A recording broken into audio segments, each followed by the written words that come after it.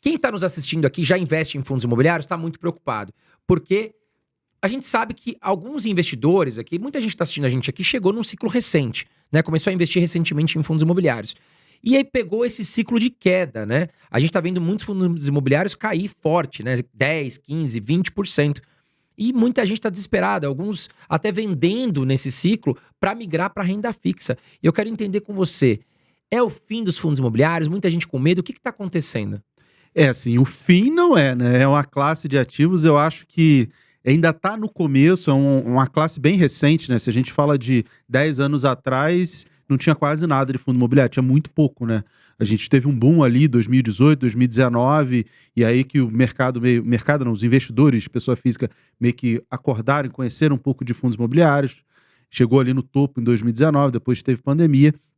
Então é um mercado que está amadurecendo. A gente está vendo aí um amadurecimento desse mercado.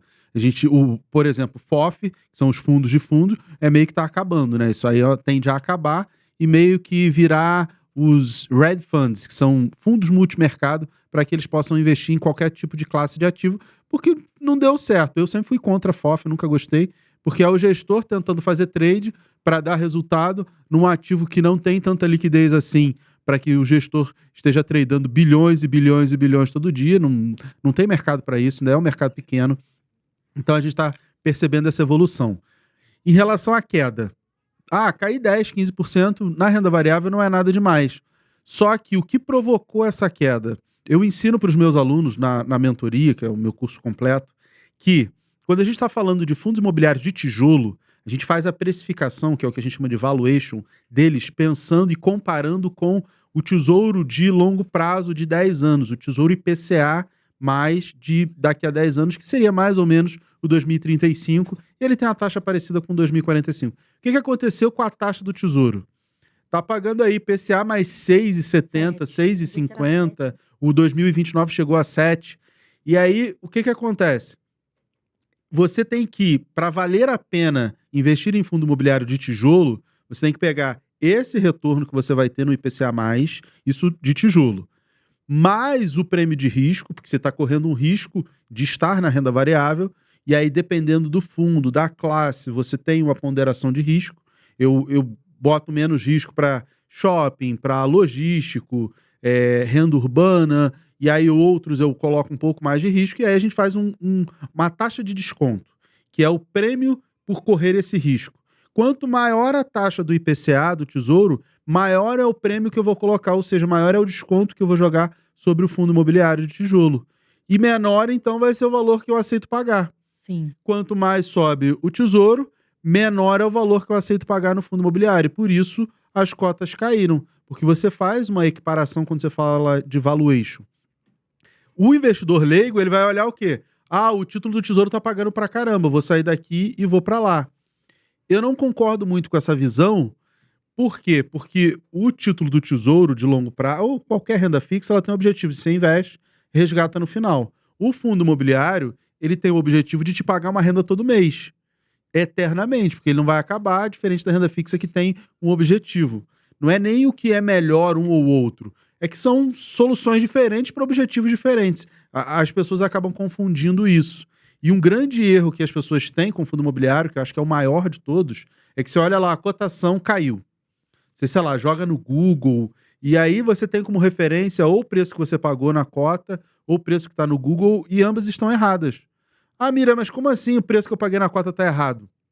Você pagou aquele preço, só que aquilo ali só é importante para a receita, para a declaração de imposto de renda. E só. Por quê? Porque você foi recebendo dividendos ao longo dos meses. É como se você pegasse assim, botei o dinheiro no CDB.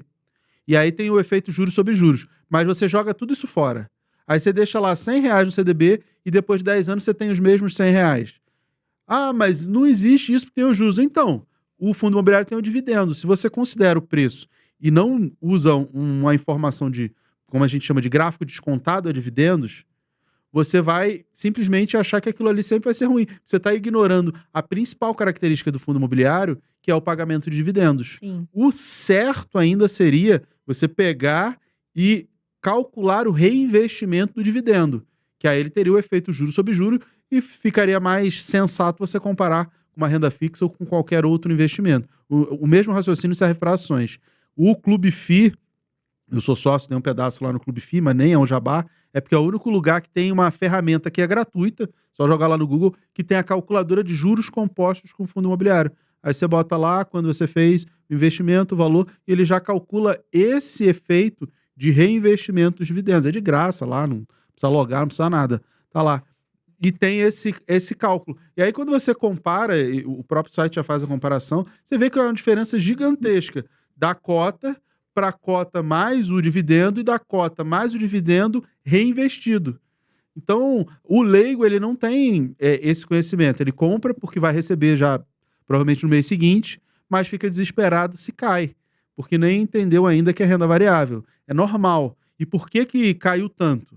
Condições macroeconômicas, principalmente o impacto fiscal, política, Brasil, né? E aí a gente tem, se bem que agora até a eleição do Trump impacta um pouco. A gente tem aí o Tesouro subindo pra caramba, taxas de juros, expectativa de Selic subindo cada vez mais, e isso impacta toda a renda variável. A Bolsa sofreu menos, porque a gente tem Petrobras que subiu, Vale até que caiu um pouco, mas a gente tem um pouco de commodities ali, e a Bolsa já estava muito barata. Se não fosse o risco fiscal, era para a Bolsa de Valores das ações, né, de maneira geral, estarem bem acima. Por isso que a Bolsa não caiu tanto, porque já estava muito barata, então não tinha muito para onde cair. O mercado já tinha precificado muita coisa. Professor, e agora nesse momento, o que você acha que está, por exemplo, não sei se você vai falar um setor, ou se você vai falar um setor e quais fundos imobiliários, porque tem muita coisa descontada, e o pessoal fala, qual setor? O que você acha? Acho que para o André, para você também, quais fundos você acha que estão baratos, que valem a pena agora? Assim, meio que tudo tá barato. O problema é que as pessoas vão acabar confundindo e a gente tem uma assimetria de riscos. O que é isso? Tudo caiu. Então, mais ou menos, tudo tá barato. Só que aquilo que era ruim caiu, mas não na mesma proporção do que as coisas boas. Então, o risco-retorno não tá valendo a pena para aquilo que não é bom. Entendeu? Você pegar fundos que caíram pra caramba, aqueles que deram problema lá, Gramado Parque, Deva, HCTR, lá, deram... Você não tem ali um risco-retorno que vale a pena. Agora você tem outros fundos, os tops aí do mercado, um HGLG, um HGCR, um monte de... o KNRI, excelentes fundos que também caíram, e eu vejo neles uma oportunidade maior. Por quê? Porque esses fundos, normalmente, eles estão caros. Quando é que você consegue comprar eles barato? Num momento como esse. Sim. Quando a gente tiver alguma estabilidade maior na economia, uma redução das taxas de juros, porque isso vai acontecer, né? Economia cíclica, nem que seja com o próximo presidente, mas uma hora isso vai acontecer, você vai voltar a ver esses preços subirem e aí você vai acabar comprando caro. Então, nesse momento, o que eu faria, o que eu recomendo para os meus alunos, é a oportunidade de comprar as coisas boas, baratas.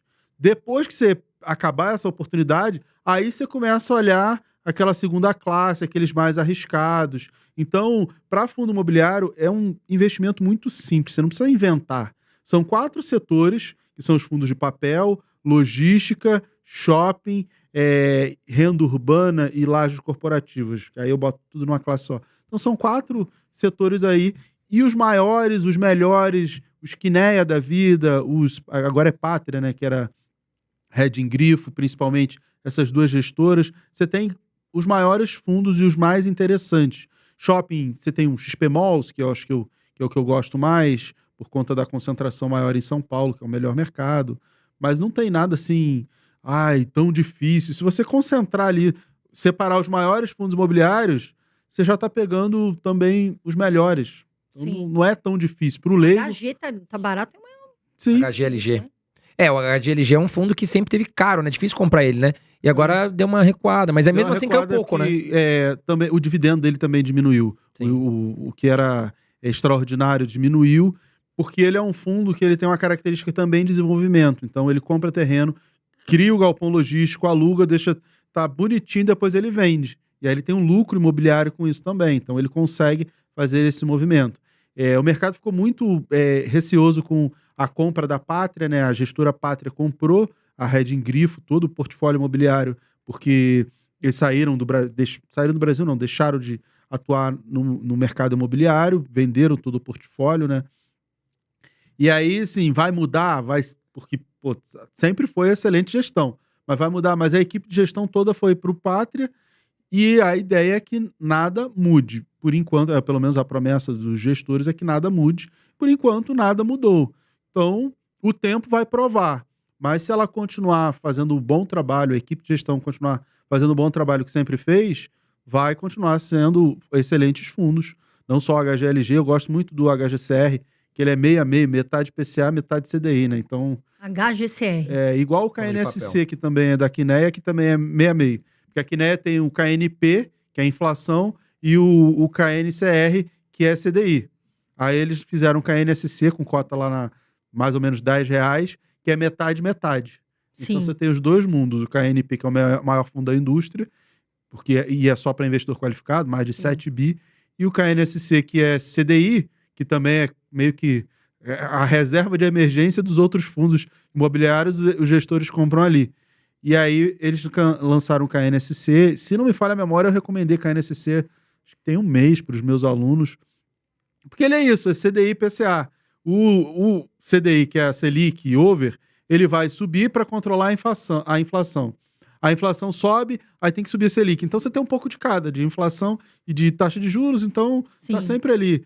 São fundos que você não vai perceber uma queda, nossa, caiu pra caramba, porque se a taxa de juros cai, você tem um incentivo, um estímulo à inflação. Inicial.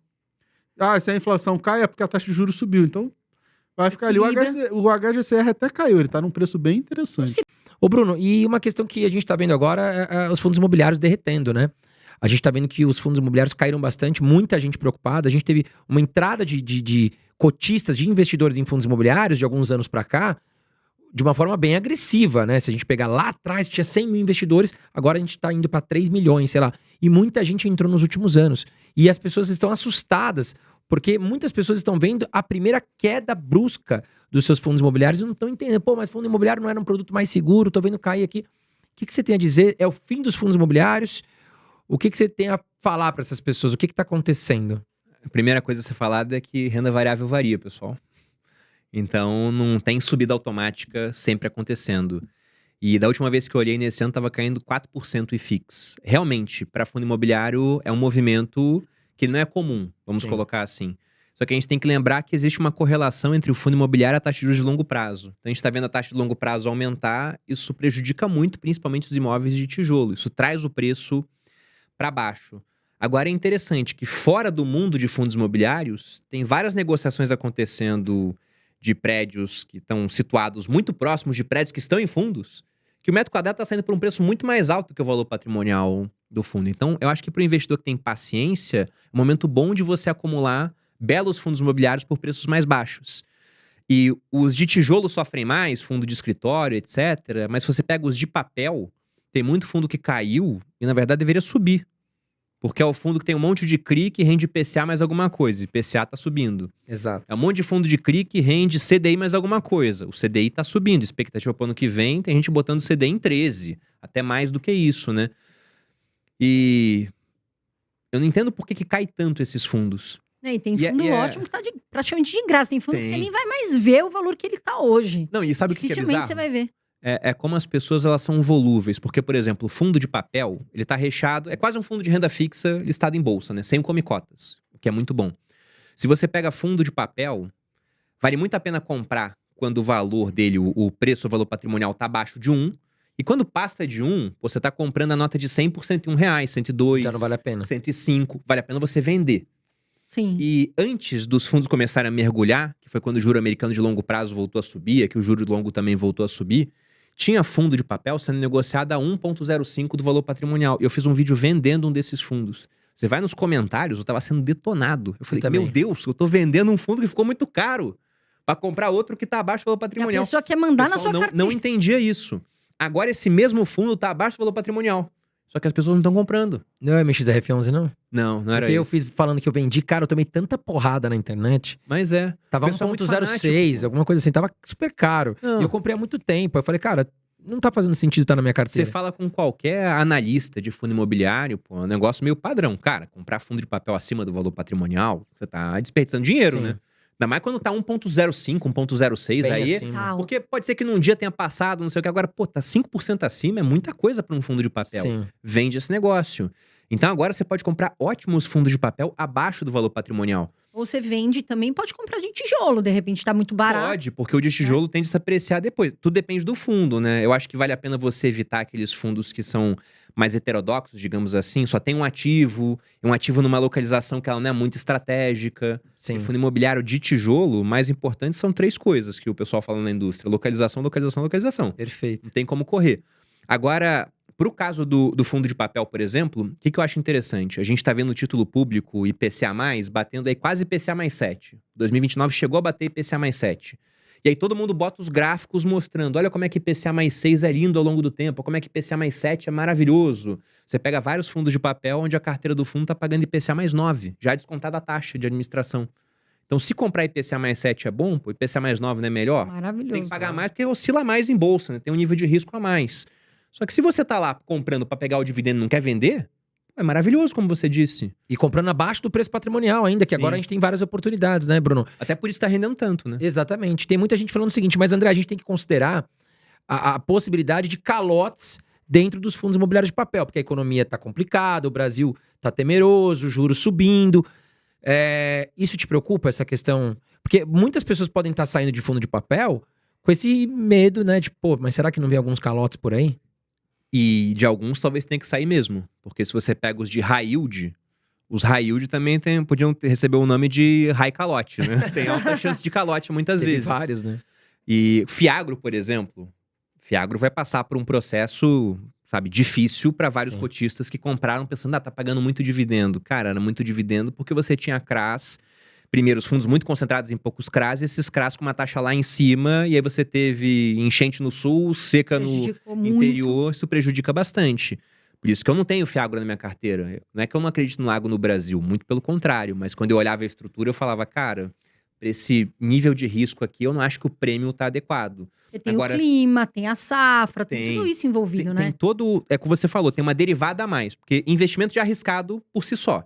Você já tem, né, questão de liquidez, risco de crédito, blá, blá, blá, e você bota mais um risco, é o climático. Então, é realmente um degrau a mais, tem que pagar mais pra valer a pena. E o que pagava mais, pra aquele nível de concentração, eu não gostava. Então, até hoje eu não tenho um Fiagro na minha carteira. Baixa No longo diversificação prazo, eu também. pretendo ter. Agora, você tem ótimos fundos de papel, você pega lá a Quiné, né? Cara, os produtos da Quiné todos são muito bons. São muito Acho que bons. não tem um que eu lembre assim que eu tenho ressalvas quanto a ele. Então De tem papel, você fundos dois onde... muito bons, que é o KNSC e o KNCR, né? São Sim. muito bons. Não, tem mais ainda. Tem mais, Tem o KCRE, Canip. por exemplo, é um que eu gosto. Então, tem vários fundos de papel que eles são muito bons. Lógico que sempre vai ter uma chance de calote, mas ele é muito diversificado, então não é o que pesaria muito na estrutura do fundo. Pelo desconto que a gente tem agora, eu acho que vale a pena. Eu acho que a grande dúvida do investidor agora, quando ele olha para o mercado, é a seguinte, né? Pô, você olha fundo imobiliário, tá barato, né?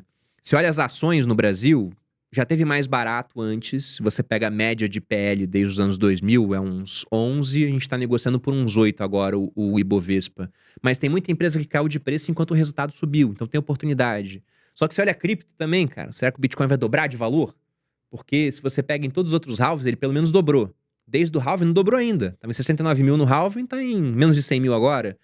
Então é quase como uma nuvem de patos passando e você é um caçador. Se você atirar no meio da nuvem, você vai pegar um pato. Sim. Entendeu? Agora tem que decidir, né? Como é que você quer estar alocado.